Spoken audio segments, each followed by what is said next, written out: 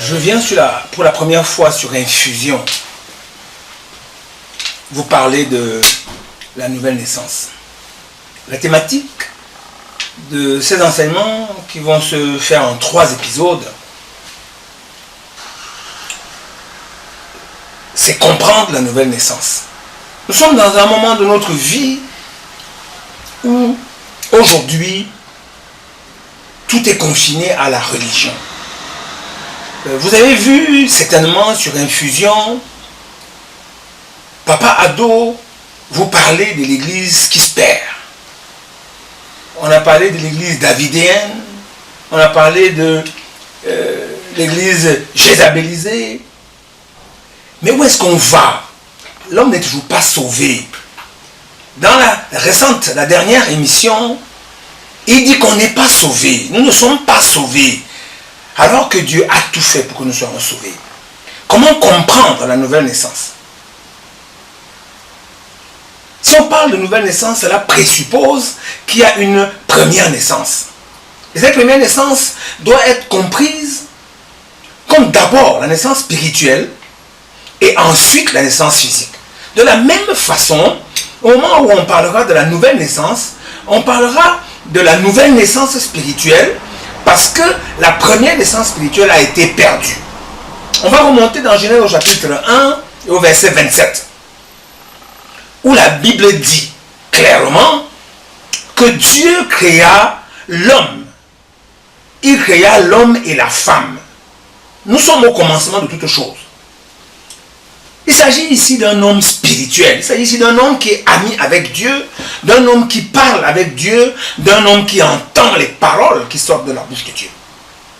Cet homme-là est un ami de Dieu qui fait la volonté de Dieu, qui exécute ses commandements. Dans Genèse au chapitre 2, au verset 27, la Bible nous dit qu'après la première naissance spirituelle de Genèse 1 au verset 27, il y a une naissance physique. Dieu prend la poussière et il fabrique, on va dire comme ça. Il fabrique un homme et il lui souffle dans les narines le souffle de vie pour que l'homme devienne une âme vivante. Alléluia. Il faut bien comprendre. Ça veut dire que tu existes spirituellement, tu es un ami de Dieu et tu deviens une âme vivante quand Dieu te donne dans ton corps physique créé une âme, une capacité autonome de penser, une capacité personnelle de réfléchir et d'agir. Et nous allons voir que l'homme qui bénéficiait de tous les privilèges d'un pouvoir quasi absolu sur la vie, parce qu'il pouvait accéder aux fruits de l'arbre de la vie éternelle, a choisi de ne pas entendre les paroles de Dieu. Dieu lui a bien dit, tu ne mangeras pas du fruit de l'arbre de la connaissance du bien et du mal. Il a entendu les paroles qui sortent de la bouche de Dieu, mais il a désobéi. On va vous parler dans les écoles de théologie, dans les églises, du coma. Le coma, en fait, c'est la mort spirituelle. Tu étais né spirituellement, tu entendais les paroles de Dieu, tu voyais Dieu. La Bible nous dit d'ailleurs que Dieu venait rendre visite à Adam. C'était son pote, permettez-moi l'expression.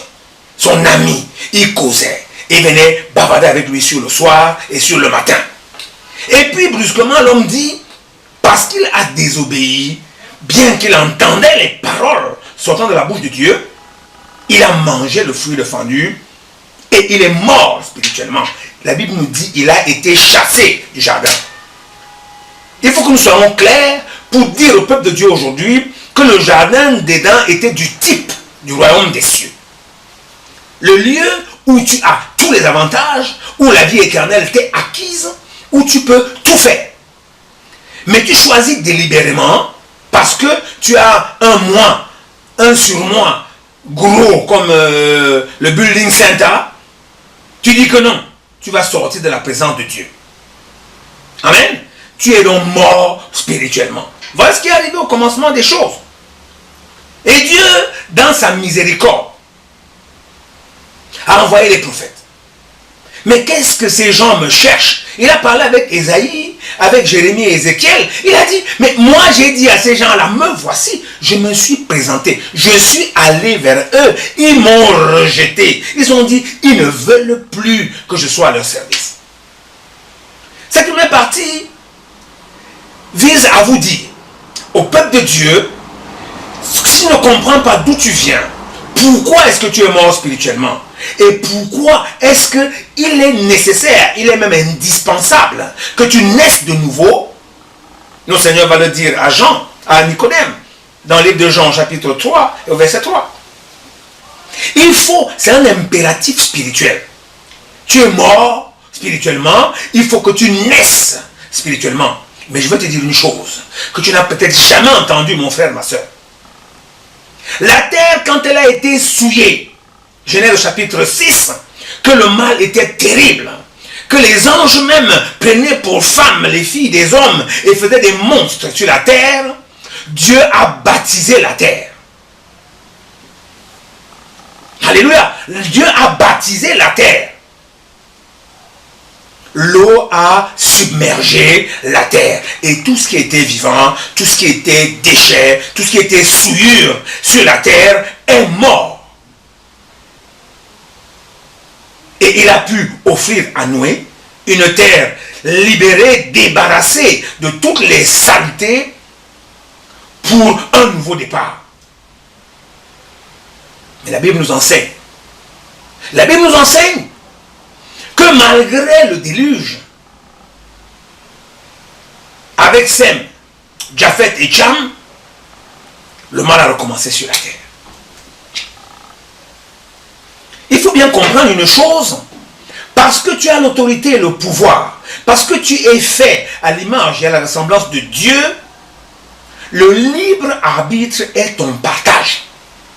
Et Jésus vient te dire, parce que tu as le libre arbitre, il faut que tu naisses de nouveau.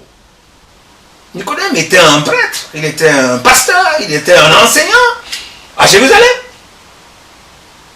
Mais conduit par l'Esprit Saint, il est venu de nuit. La Bible nous dit, sur la pointe des pieds, dire au maître, toi là, maître, je sais que tu es vrai. Je sais que les paroles que j'ai entendues de ta bouche sont vraies. Et le maître lui répond, il faut que tu naisses de nouveau.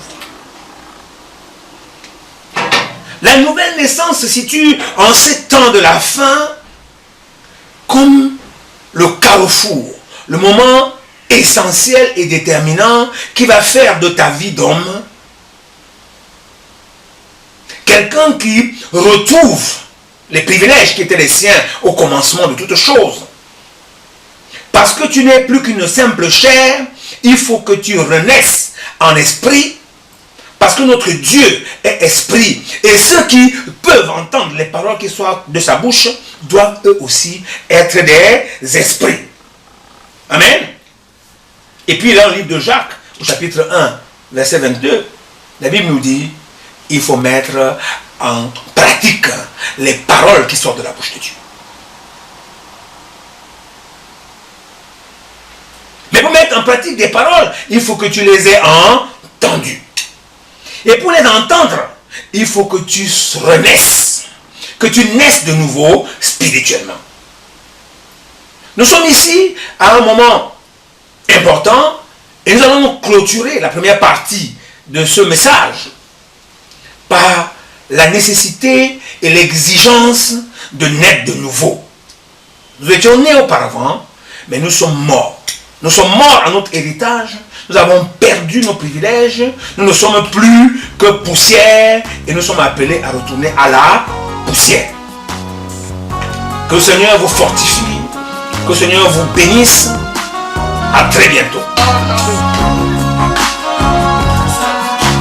Seigneur, je te suivrai car tu es mon Dieu. Je te suivrai pour toujours.